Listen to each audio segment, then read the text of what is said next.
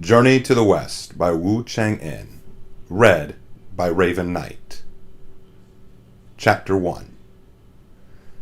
The divine root conceives and the spring breaks forth. As the heart's nature is cultivated, the great way arises. Before chaos was divided, heaven and earth were one. All was a shapeless blur and no men had appeared. Once Pangu destroyed the enormous vagueness, the separation of clear and impure began. Living things have always tended towards humanity. From their creation, all beings improve. If you want to know about creation and time, read Difficulties Resolved on the Journey to the West. In the arithmetic of the universe, 129,600 years makes one cycle. Each cycle can be divided into 12 phases, the 12 branches. Each phase lasts 10,800 years. Now within a single day, the positive begins at the time 1. At 2, the cock crows. At 3, it is not quite light. At 4, the sun rises. 5 is after breakfast. And at 6, one does business. 7 is when the sun reaches noon. At 8, it is slipping towards the west. 9 is late afternoon. The sun sets at 10. 11 is dusk. And at 12, people settle down for the night. If you compare this with the big numbers, then at the end of phase 11, heaven and earth were still one, and no beings had appeared. 5,400 years later came the beginning of the phase 12, when all was darkness, and there was still no people or other creatures. For this reason it was called chaos. Another 5,400 years later, phase 12 was drawing to a close, and a new cycle was about to begin. As phase 1 of the new era approached, gradually there was light. As Xiaoyang said, quote, "When winter reaches the midpoint of phase 1, the heart of heaven does not move. Where the positive first appears, nothing has yet come to life." At this time, heaven first had a foundation. 5,400 years later, in the middle of phase 1, the light and pure rose upwards, and sun, moon, stars, and constellations were created. These were called the four images, hence the saying that heaven began at 1. Another 5,400 years later, when phase 1 was nearing its end and phase 2 was imminent, things gradually solidified. As the Book of Changes says, quote, "Great is the positive, far-reaching is the negative. All things are endowed and born in accordance with heaven." This was when the earth began to congeal. After 5,400 more years came the height of phase 2, when the heavy and impure solidified and water, fire, mountains, stone, and earth came into being. These 5 were called the 5 movers. Therefore it is said that the earth was created in phase 2. After a further 5,400 years, at the end of phase 2, in the beginning of the phase 3, living beings were created. In the words of the book of the calendar, quote, "The essence of the sky came down, and the essence of earth went up. Heaven and earth intermingled, and all creatures were born." End quote. Then heaven was bright, and earth was fresh, and the positive intermingled with the negative. And 5,400 years later, when phase 3 was at its height, men, birds, and beasts were created. Thus the 3 powers, heaven, earth, and man, now had their set places. Therefore it is said that man was created in phase 3. Moved by Pangu's creation, the 3 emperors put the world in order, and the 5 rulers laid down the moral code. The world was then divided into 4 great continents: the eastern continent of superior body, the western continent of cattle, gift, the southern continent of Jambu, and the northern continent of Kuru. This book deals only with the eastern continent of superior body. Beyond the seas there is a country called Aulai. This country is next to an ocean, and in the middle of the ocean is a famous island called the Mountain of Flowers and Fruit. This mountain is the ancestral artery of the 10 continents, the origin of the 3 islands. It was formed when the clear and impure were separated, and the enormous vagueness was divided. It is a really splendid mountain, and there are some verses to prove it. "It stills the ocean with its might. It awes the jade sea into calm.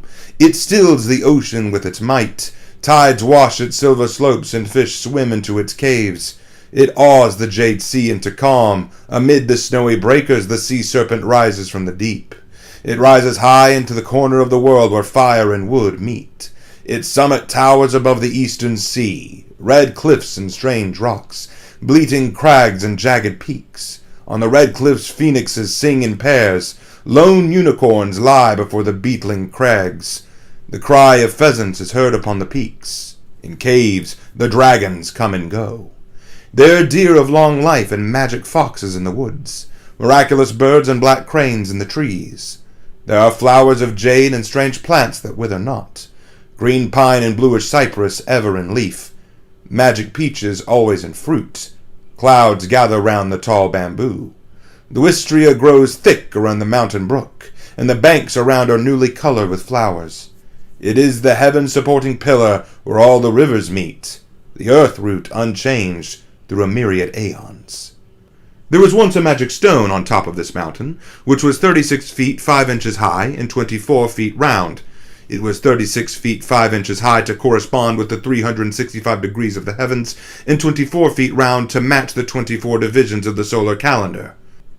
On top of it were 9 apertures and 8 holes for the 9 palaces and the 8 trigrams. There were no trees around it to give shade, but magic fungus and orchids clung to its sides. Ever since creation began, it has been receiving the truth of heaven, the beauty of earth, the essence of the sun, and the splendor of the moon, and as it had been influenced by them for so long, it had miraculous powers. It developed a magic womb, which burst open one day to produce a stone egg about the size of a ball. When the wind blew on this egg, it turned into a stone monkey, complete with the 5 senses and 4 limbs. When the stone monkey had learned to crawl and walk, he bowed to each of the 4 quarters. As his eyes moved, 2 beams of golden light shot towards the pole star palace and startled the supreme heavenly sage, the great compassionate jade emperor of the azure vault of heaven, who was sitting surrounded by his immortal ministers on his throne in the hall of miraculous mist in the golden gated cloud palace. When he saw the dazzling golden light, he ordered 1,000-mile eye and wind accompanying ear to open the southern gate of heaven and take a look. The 2 officers went out through the gate in obedience to the imperial command, and while one observed what was going on, the other listened calmly. Soon afterwards, they reported back. In obedience to the imperial mandate, your subjects observed and listened to the source of the golden light. We found that at the edge of the country of Aulai, which is east of the ocean, belonging to the eastern continent of Superior Body, there is an island called the Mountain of Flowers and Fruit. A magic stone on top of this mountain produced a magic egg, and when the wind blew on this egg, it turned into a stone monkey, which bowed to each of the 4 quarters. When he moved his eyes, golden light shot towards the pole star palace, but now that he is eating and drinking, the golden light is gradually dying. In his benevolence and mercy, the Jade Emperor said, Creatures down below are born of the essence of heaven and earth. There is nothing remarkable about him. On his mountain, the monkey was soon able to run and jump, feed from plants and trees, drink from brooks and springs, pick mountain flowers and look for fruit. He made friends with the wolves, went around with the tigers and leopards, was on good terms with the deer, and had the other monkeys and apes for relations. At night he slept under the rock faces, and he roamed around the peaks and caves by day. As the saying so rightly goes, there is no calendar in the mountains, and when winter's over, you don't know the time of year. On hot mornings, he and all the other monkeys would play under the shade of some pines to avoid the heat.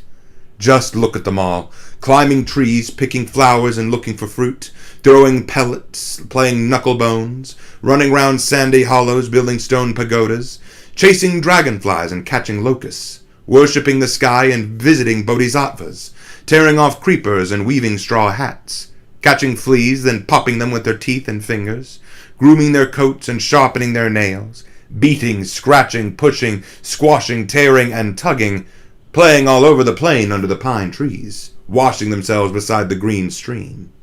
After playing, the monkeys would go and bathe in the stream, a mountain torrent that tumbled along like rolling melons.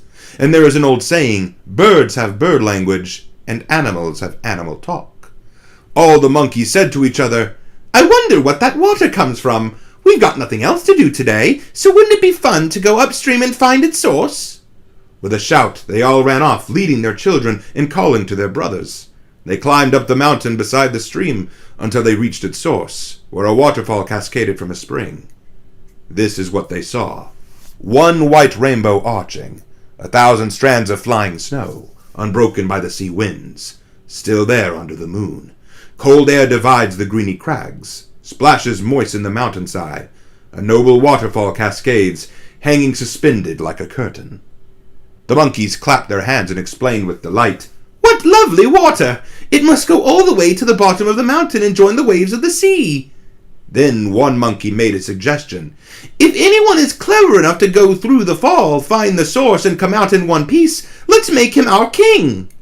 When this challenge had been shouted 3 times, the stone monkey leapt out from the crowd and answered at the top of his voice, "I'll go! I'll go!" Splendid monkey indeed. Today he will make his name. Tomorrow his destiny shall triumph. He is fated to live here. As a king he will enter the immortal's palace. Watch him as he shuts his eyes, crouches and springs, leaping straight into the waterfall. When he opened his eyes and raised his head to look round, he saw neither water nor waves. A bridge stood in front of him, as large as life. He stopped, calmed himself, took a closer look, and saw that the bridge was made of iron. The water that rushed under it poured out through a fissure in the rocks, screening the gateway to the bridge. He started walking towards the bridge, and as he looked, he made out what seemed to be a house. It was a really good place, he saw. Emerald moss piled up in heaps of blue, white clouds like drifting jade, while the light flickered among wisps of colored mist, a quiet house with peaceful windows, flowers growing on the smooth bench, dragon pearls hanging in niches, exotic blooms all around, traces of fire beside the stove, scraps of food in the vessels by the table, adorable stone chairs and beds, even better stone plates and bowls, 1 or 2 tall bamboos, 3 or 4 sprigs of plume blossom, a few pines that always attract rain, all just like a real home. He took a good long look and then scampered to the middle of the bridge, from where he noticed a stone tablet. On the tablet had been carved his big square letters, "Happy land of the mountain of flowers and fruit, cave heaven of the water curtain." The stone monkey was beside himself with glee. He rushed away, shut his eyes, crouched, and leapt back through the waterfall. "We're in luck! We're in luck!" he said with a chuckle. All the other monkeys crowded around him, asking, "What's it like in there? How deep is the water?" "There is no water, none at all," replied the stone monkey. "There's an iron bridge, and on the other side of the bridge there's a house that must have been made by heaven and earth." "However could you see a house there?" the other monkeys asked. The stone monkey chuckled again. "The water here comes under the bridge and through the rocks, and it hides in the gateway to the bridge from view. There are flowers and trees by the bridge, and a stone house, too. Inside the house are stone rooms, a stone stove, stone bowls, stone plates, stone beds, and even stone benches. In the middle of it all is a tablet which says, 'Happy land of the mountain of flowers and fruit, cave heaven of the water curtain.'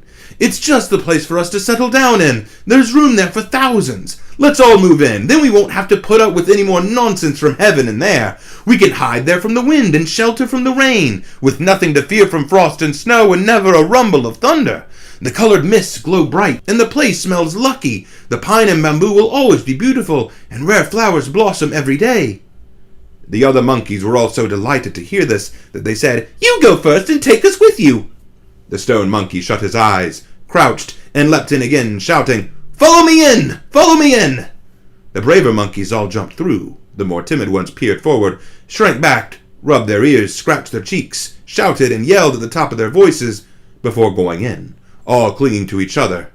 After rushing across the bridge, they all grabbed plates and snatched bowls, bagged stoves and fought over beds and moved everything around. Monkeys are born naughty, and they could not keep quiet for a single moment until they had worn themselves out moving around things. The stone monkey himself, in the main seat, had said, "Gentlemen, a man who breaks his word is worthless. Just now you said that if anyone was clever enough to come in here and get out again in one piece, you'd make him king. Well then, I've come in and gone out and come in. I've found you gentlemen a cave heaven where you can sleep in peace and all settle down and live in bliss. Why haven't you made me king?" On hearing this, all the monkeys bowed and prostrated themselves, not daring to disobey. They lined up in groups in order of age and paid their homage at his court, all acclaiming him as the great king of 1,000 years. The stone monkey then took the throne, made the word stone taboo, and called himself Handsome Monkey King.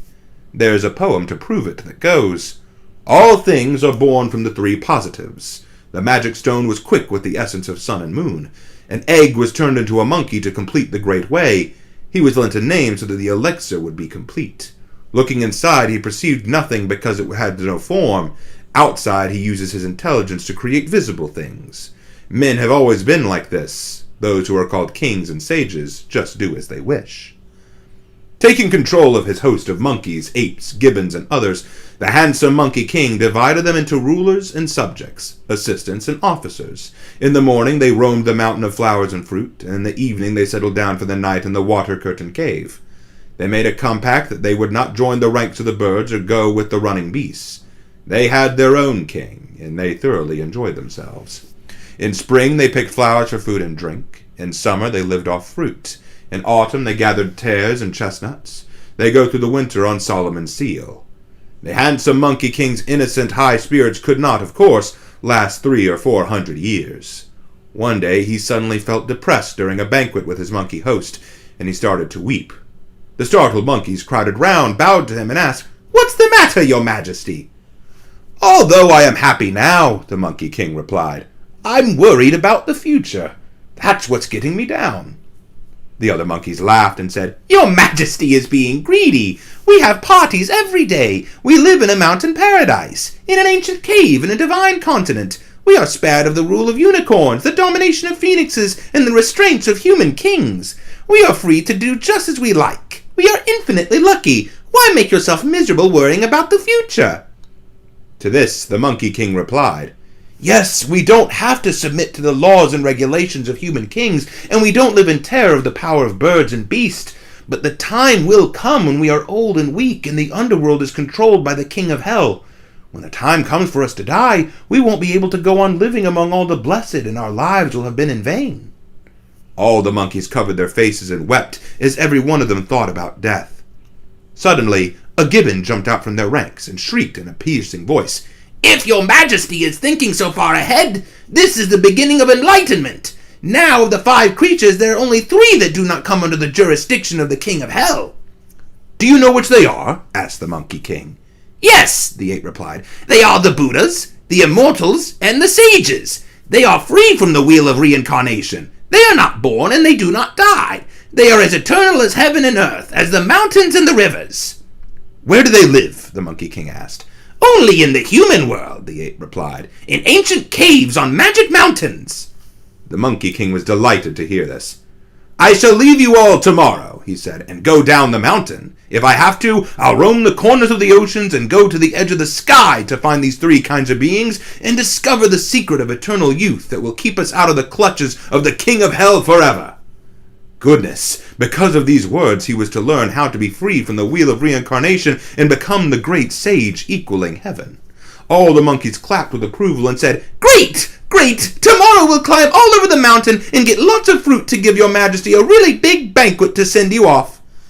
The next day the monkeys set out to pick magic peaches, gather rare fruits, and dig out yams and cut Solomon's seal.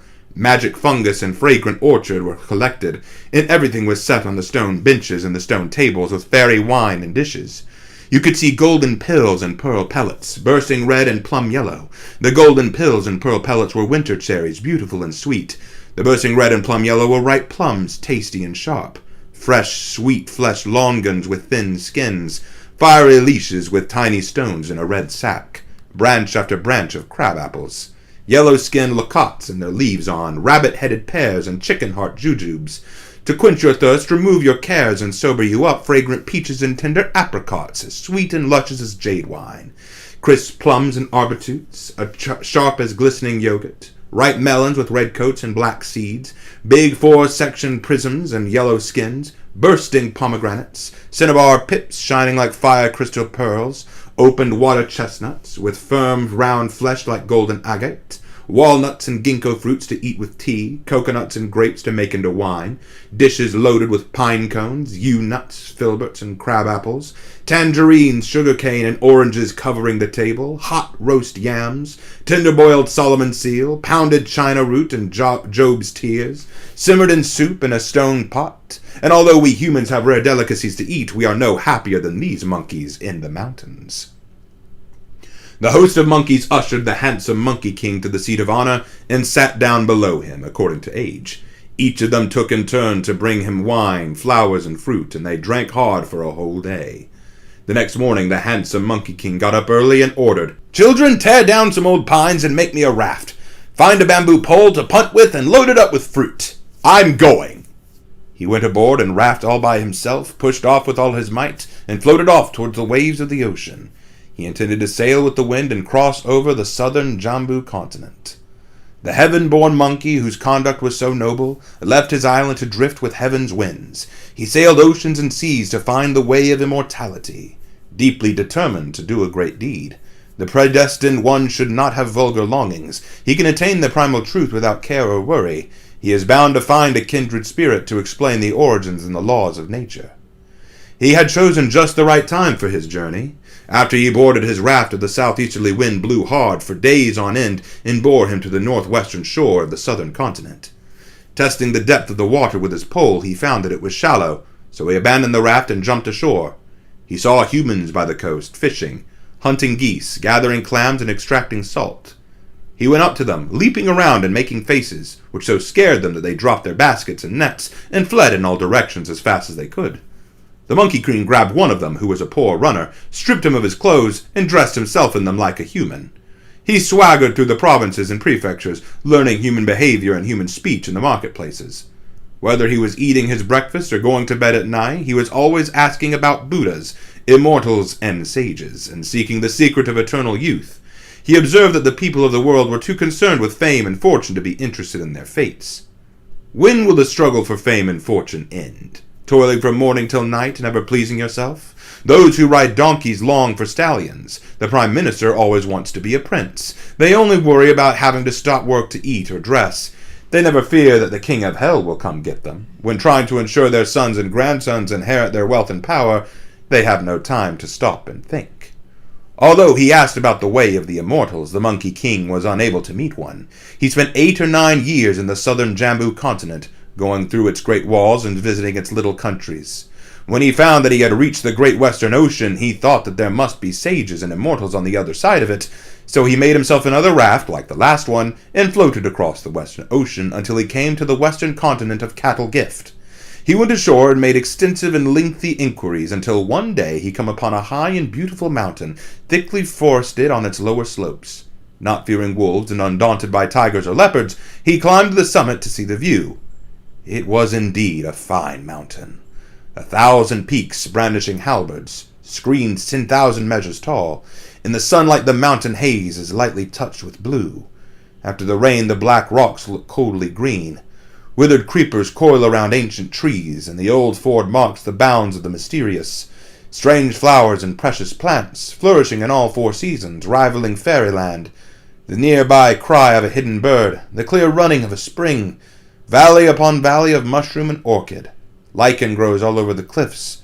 The range rises and dips in dragon-like majesty. Surely there must be lofty hermits here. As he was looking at the view, the Monkey King heard a human voice coming from the depths of the forest. He rushed into the trees, and when he cocked his ear to listen, he heard a strange song.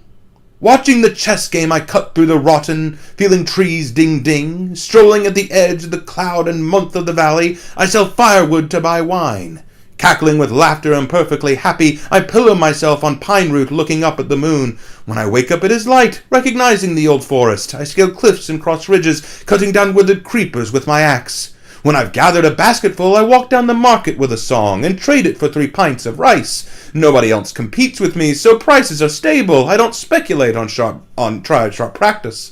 Couldn't care less what people think of me, calmly lengthening my days. The people I meet are Taoists and immortals, sitting quietly and expanding the yellow court.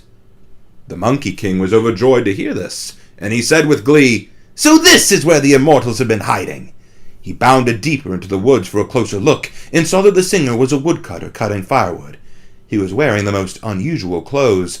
On his head he wore a hat woven from the first skin shed by new bamboo shoots.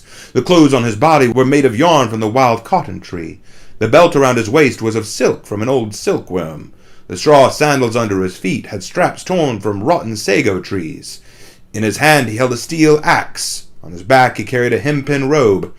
at climbing pines and felling dead trees, who was a match for this woodcutter? The Monkey King went closer and called to him, "Old Immortal, your disciple greets you." The woodcutter dropped his axe in astonishment and turned round to say, No, I don't even have enough to eat or drink, so how can I possibly let you call me an immortal?" "If you're not an immortal," the Monkey King said, "why do you talk like one?" "I don't talk like an immortal," the woodcutter said. "But at the edge of the woods just now," the Monkey King replied, "I heard you say the people I meet are Taoists and immortals, sitting quietly and expounding the Manting Fong. The Manting Fong contains the truth about the way, so if you're not an immortal, then what are you?" The woodcutter laughed. "It's quite true that the song is called The Fragrance of the Manting Fong, and an immortal who lives near my hut taught me it. He said he saw how hard I had to work and how I was always worried, so he made me sing this song when things were getting me down. It lightens my cares and makes me forget my weariness. I was singing it just now because I had some problems on my mind, and I never imagined that you would be listening." "If you've got immortals for neighbors, you ought to learn from him how to cultivate your conduct and get him to teach you a recipe for eternal youth," the Monkey King replied. "I've had a hard life," the woodcutter replied. "My mother and father brought me up till I was about 8, and just when I was beginning to know about life, my father died. My mother remained a widow, and I had no brothers or sisters. As I was the only child, I had to look after my mother morning and night. Now she is old, and I can't possibly leave her. Our land is so overgrown that I can't grow enough to feed and clothe both of us, so I have to cut a couple of bundles of firewood to sell in the market for a handful of coppers to buy the few pints of rice that I cook for myself and for my mother. That's why I can't cultivate my conduct." "From what you say," the Monkey King replied, "you're a filial son and a gentleman. You're bound to be rewarded for it one day, but I'd be grateful if you could show me where that immortal lives so that I can go and pay him my respects." The woodcutter said, "It's not far from here. This mountain is the Spirit Tower Heart Mountain, and in it there is the Cave of the Setting Moon and the 3 Stars. In that cave lives an immortal called the Patriarch Subhuti. I don't know how many disciples he has trained. There are 30 or 40 of them cultivating their conduct with him at the moment. If you take that path south for 2 or 3 miles, you'll reach his home." The Monkey King tugged on the woodcutter and said, "Oh, take me there, elder brother. If I get anything out of this, I won't forget your kindness." "You idiot," the woodcutter replied. "Didn't you understand what I told you just now? If I went with you, I wouldn't be able to earn my living, and who would look after my poor old mother then? I've got to get on with my woodcutting. Go by yourself." After hearing this, the Monkey King had to take his leave. He came out of the forest and found the path which led up a mountain slope for 2 or 3 miles. When he saw the cave, he pulled himself up to his full height to take a look. And it really was a magnificent place. Misty clouds scattered colors, sun and moon shimmered bright, 1,000 ancient cypresses, 10,000 lofty bamboos, 1,000 ancient cypresses, a soft green drawing the rain from the sky, 10,000 lofty bamboos, and a misty valley's azure blue. Outside the gate rare flowers spread brocade, beside the bridge wafts the scent of jade flowers. Rocky crags jut, glossy with green moss. On overhanging cliffs blue lichen grows. Sometimes the call of the crane is heard, and often you see the phoenix soar. The call of the crane echoes beyond the night heaven and the Milky Way. When the phoenix soars, the brilliance of his wings color the clouds. Black apes and white deer can be just made out. Golden lions and jade elephants prefer to keep hidden. If you look closely at this happy land, you will see that it rivals paradise. He saw that the doors of the caves were shut fast, and that everything was still, with no signs of any people. He turned round and noticed that there was a stone tablet about 30 feet high and 8 feet wide at the top of the cliff. On it was carved in enormous letters, "Spirit Tower Heart Mountain, Cave of the Setting Moon and the 3 Stars." The Monkey King exclaimed with delight, "The people here really are honest. The mountain and the cave do exist." He took a good long look, but did not dare to knock on the door. He climbed to the end of a pine branch and ate some pine seeds to amuse himself. Before long, the doors of the caves opened with a creak, and an immortal boy came out. In the nobility of his bearing and the exceptional purity of his features, he was completely different from an ordinary boy. His hair was bound with a pair of silken bands. His flowing gown had 2 capacious sleeves. His face and body were naturally distinguished. His mind and appearance were both empty. For many years a guest beyond the world of things, an eternal child amid the mountains, untouched by any speck of dust, he let the years go tumbling by. When this boy had come out, he shouted, "Who's making that row out here?" The Monkey King scampered down the tree, went up to him, and said with a bow, "Immortal child, I am a disciple who has come to ask about the way and study under the immortal. The last thing I'd do would be to make a row here." The boy laughed. "So you've come to ask about the way, have you?" "Yes," the Monkey King replied. "Our master has just got up," the boy said, "and has now mounted the dais to expound the way. Before he had started to explain about origins, he told me to open the door. He said, 'There is someone outside who wants to cultivate his conduct. Go and welcome him.' I suppose he must have meant you." "Oh, yes, he meant me," the Monkey King said with a smile. "Come with me," the boy said. The Monkey King straightened his clothes and followed the boy deep into the depths of the cave. He saw majestic pavilions and towers of red jade, pearl palaces and gateways of cowrie, and countless rooms of silence and secluded seals leading all the way with a jaspered dais. He saw the patriarch Subhuti sitting on the dais and 36 minor immortals standing below it. A golden immortal of great enlightenment, free from filth. Subhuti, the marvel of the Western world. Neither dying nor born, he practices the triple meditation, his spirit and soul entirely benevolent. In empty detachment, he follows the changes. Having found his true nature, he lets it run free. As eternal as heaven and majestic in body, the great teacher of the law is enlightened through aeons. As soon as the handsome Monkey King saw him, he bowed low and nodded his head on the ground before him many times, saying, "Master, Master, your disciple pays his deepest respects." "Where are you from?" the patriarch asked. "You must tell me your name and address before you can become my pupil." "I come from the water-curtained cave in the flowers and fruit mountain in the land of Aulai in the eastern continent of superior body," replied the Monkey King. "Throw him out!" the patriarch roared. "He is a liar and a cheat, and even if he tried cultivating his conduct, he would get nowhere." The Monkey King desperately kept hitting his head on the ground and said, "Your disciple spoke the truth. I promise I wasn't lying." The patriarch asked, "If you were speaking the truth, why did you say that you came from the eastern continent of superior body? Between here and the eastern continent, there are 2 seas in the southern Jambu continent, so how could you possibly have come here from there?" The Monkey King, still kowtowing, replied, "I sailed across the seas and oceans, crossed frontiers, and wandered through many countries for over 10 years before I arrived here." "So you came here by stages," the patriarch remarked. "What is your surname?" "I'm not sure," the Monkey King replied. "If people call me names, it doesn't bother me, and if they hit me, I don't get angry. I'm just polite to them, and that's that. I've never been surly."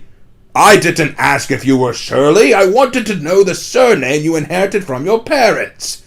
"I didn't have any parents," the Monkey King replied.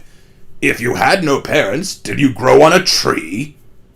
"I grew not on a tree, but in a stone," the Monkey King replied. "All I remember is that there was a magic stone on top of the flower and fruit mountain, and that one year the stone split open and I was born." Concealing his delight at hearing this, the patriarch remarked, "In other words, you were born of heaven and earth. Walk around for a moment and let me have a look at you." The Monkey King leapt to his feet and shambled around a couple times. The patriarch smiled and said, "Though you have a rather base sort of body, you look like one of the rhesus monkeys that eat pine seeds, and ought to give you a surname that fits your appearance, and call you Hu, macaque. The elements that make up the character Hu are animal, old, and moon. What is old is ancient, and the moon embodies the negative principle, and what is ancient and negative cannot be transformed. But I think I would do much better to call you Sun, which means monkey. Apart from the animal element, the character Sun has one part implying male, and one part suggesting a baby, which fits in with my basis theories about children. Your surname will be Sun." When the Monkey King heard this, he kowtowed with delight and said, "Great! Great! Now I have a surname! I am eternally grateful to you for your mercy and compassion, Master. I beg you, give me a personal name to go with my new surname. Then it will be much easier to address me." "There are 12 words within my sect," said the patriarch, "which I give as names. You belong to the 10th generation of my disciples." "What are those 12 names?" asked the Monkey King. "Broad, great, wisdom, intelligence, true, likeness, nature, sea, bright, awakened, complete, and enlightenment. If we work out the generations of disciples, then you should have a name with Wu awakened in it. So we can give you the Dharma name Sun Wukong, which means monkey awakened to emptiness. Will that do? Marvelous, marvelous, said the smiling Monkey King. From now on, my name will be Sun Wukong. Indeed, when the great vagueness was separated, there were no surnames. To smash foolish emptiness, he had to be awakened to emptiness. If you want to know what success he had in cultivating his conduct, you must listen to the explanation in the next installment.